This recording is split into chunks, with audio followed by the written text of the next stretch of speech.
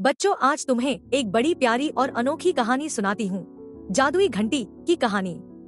ये बात है एक गांव की, जहाँ शिव नाम का एक लड़का रहता था।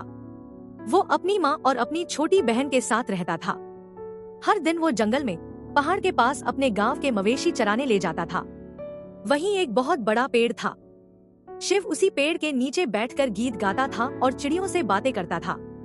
चिड़िया तो उसकी दोस्त बन गई थी। वो मवेशियों पर भी नजर रखता और शाम होते ही उन्हें उनके मालिकों को वापस लौटा देता। बदले में उसे जो थोड़ा बहुत पैसा मिलता, उसी से घर का खर्च चलता था।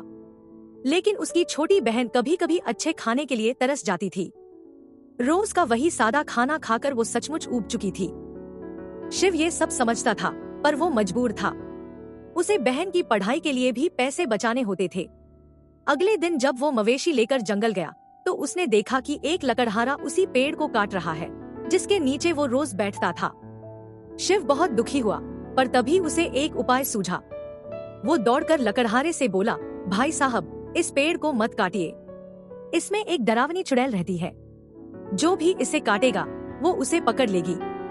लकड़हारा बेचारा डर के मारे वहाँ से भाग गया। तभी उस पेड़ की आत्मा प्रकट हुई। वो बहुत खुश थी और बोली, तुमने मेरी जान बचाई, इसलिए मैं तुम्हें एक इनाम देती हूँ, ये जादुई घंटी। शिव ने पूछा, इस घंटी का क्या करूँ? आत्मा ने कहा, ये कोई आम घंटी नहीं है।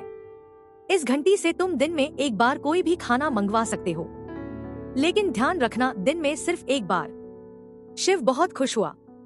उसने सोचा, अब कोई भूखा नहीं रहेगा, उसकी बहन भी खुश रहेगी। शाम को जब शिव घर पहुंचा, उसने पूरी बात अपनी माँ और बहन को बताई। वे भी बहुत खुश हुईं।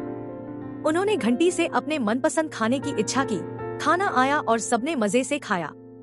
अगली सुबह शिव फिर जंगल चला गया।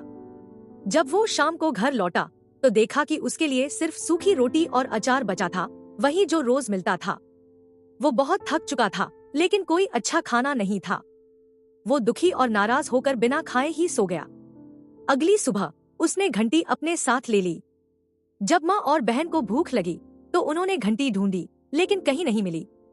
वो बहुत दुखी हुई और बिना खाए ही सो गई।